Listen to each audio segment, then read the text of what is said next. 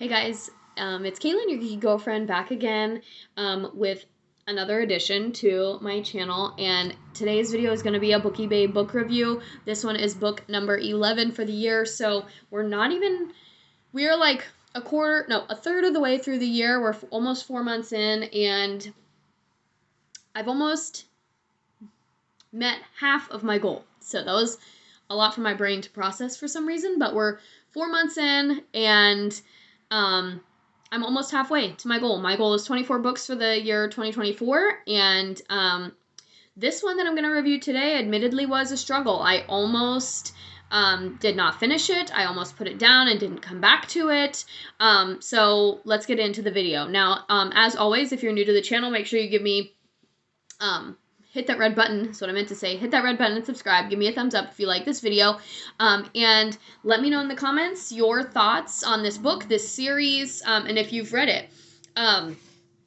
I have been posting a little bit more Bookie content over on my Instagram as well, so if you are over there, make sure you check me out at Your Geeky Girlfriend. Today I'm going to be reviewing Once Upon a Dream. This is a twisted tale by Liz Braswell. I've actually reviewed 2 other of these books in this series. I have done a review of A Whole New World, the Aladdin one, which I found out was the first one in the series, and then I also have reviewed Conceal Don't Feel. Both of which were better than this one. So let's get into it. So the Twisted Tale series, Liz Braswell takes the traditional Disney classic films, and like I mentioned, there's one about Aladdin, there's a Beauty and the Beast one, there's a Little Mermaid one, there's a Mulan one, a Hercules one, a Tangled one, an Alice in Wonderland, Frozen, I believe the newest one might have been Brave.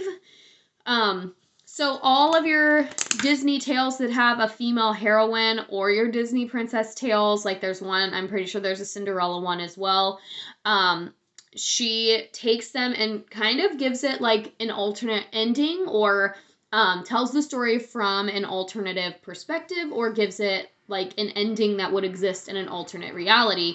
And Once Upon a Dream is the Sleeping Beauty one. You can see the silhouette of Maleficent on it. And I will say she did pull some aspects from the live action Maleficent movie into her storytelling as well. Like there were aspects about Maleficent being a fairy that turned dark. And so if you have not seen the Maleficent movie, some of it you might be like, what that was? But the majority of it was from the original animated Sleeping Beauty. Like, for example, the imagery used to describe Philip's dad, the imagery used to describe Sleeping Beauty's parents, all of that is very reminiscent of the original classic animated film.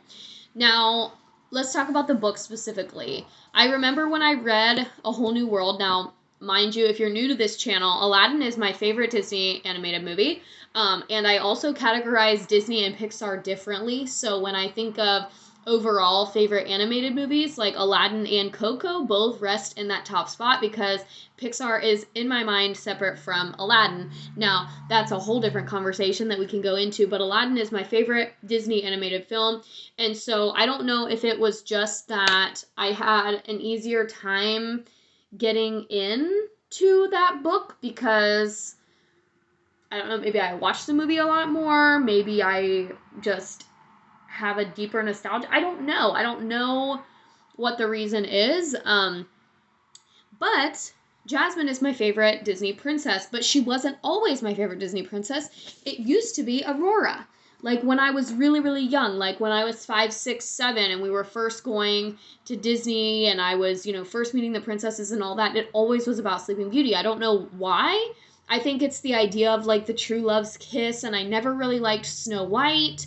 And I love Maleficent, and so, like, Maleficent's my favorite Disney villain, and so I was like, oh, I'll have no problem getting into this book. I had no problem getting into the Aladdin one or the Frozen one. So I don't know what it was about this one that just kind of turned me off, but I was easily 150 pages in to this book before I finally started to, like, want to keep reading. Before that, the whole first 100 pages, I would read like 5 or 6 pages, start to fall asleep, put it down. Like I just couldn't really get into it.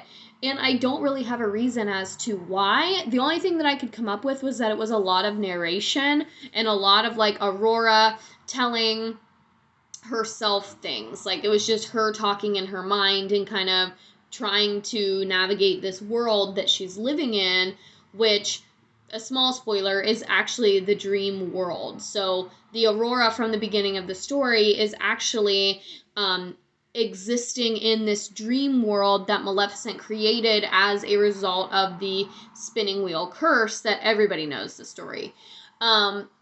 And that's the premise of the book, is what if Sleeping Beauty never woke up? Philip goes to save her. He ends up falling asleep because there was a reciprocal effect of the spinning wheel curse that caused everybody around her to fall asleep. And so Maleficent is manipulating this dream world, and the whole book is about Aurora realizing that it's a dream and kind of realizing that she is in control because she's the one that's asleep on the outside. And, like, Philip is a great character in the story. Like, I loved him being there, but this story also had, like, this kind of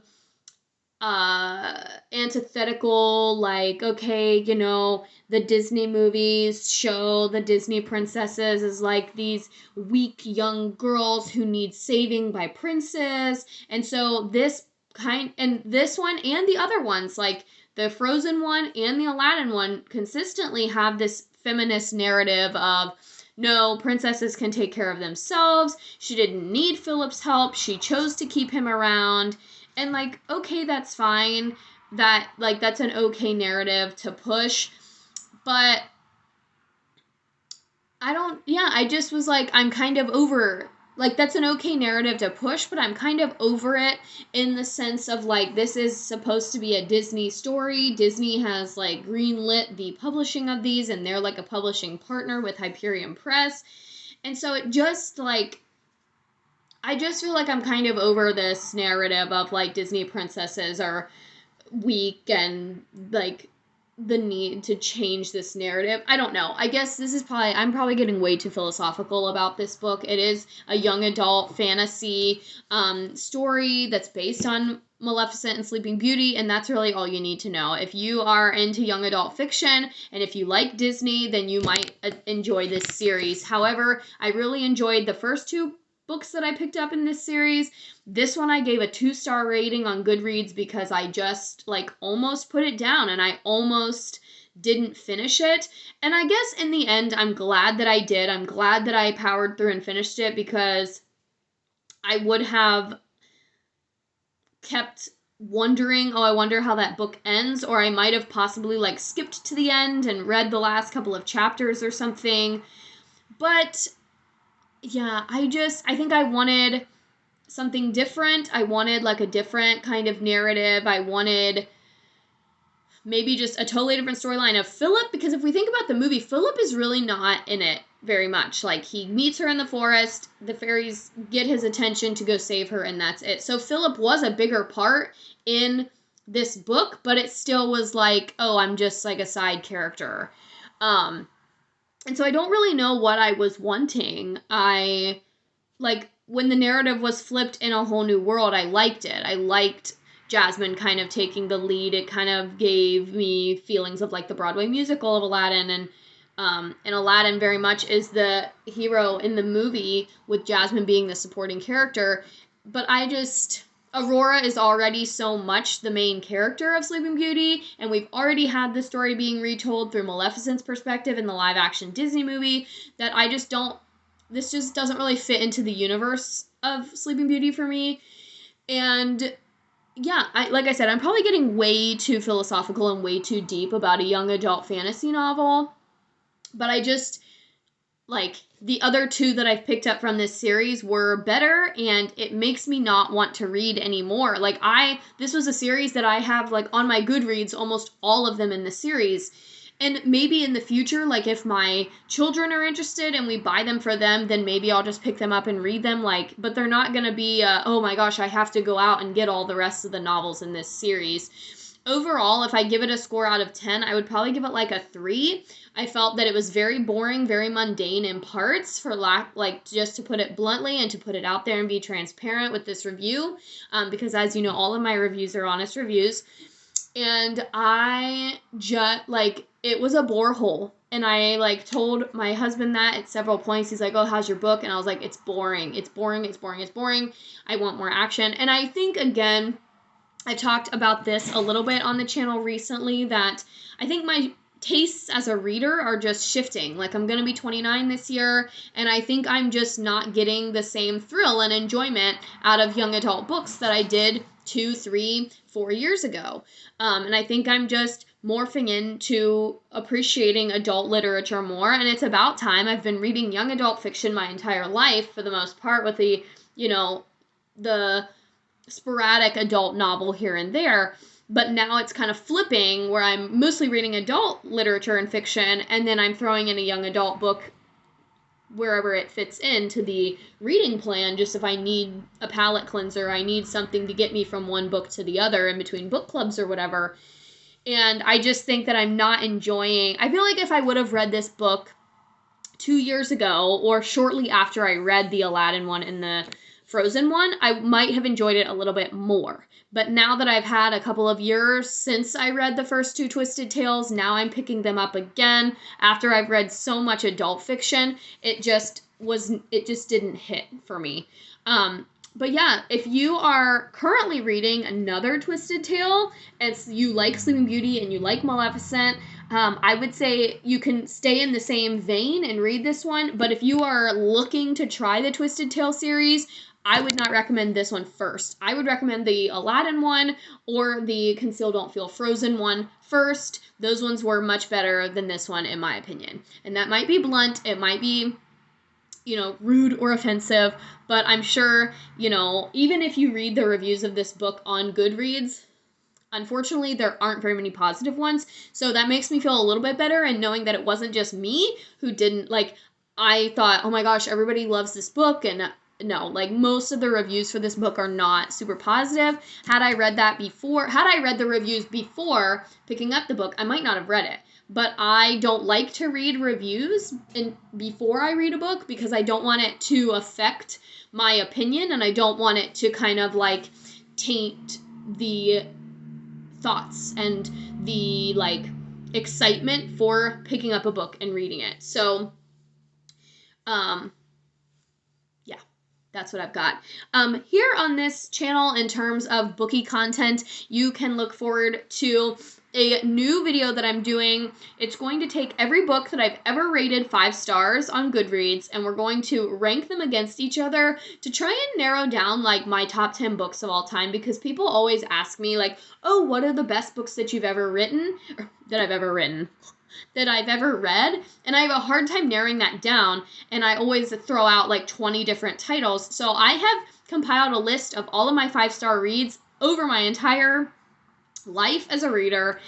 Maybe not. Just everything that I've rated good 5 stars in Goodreads.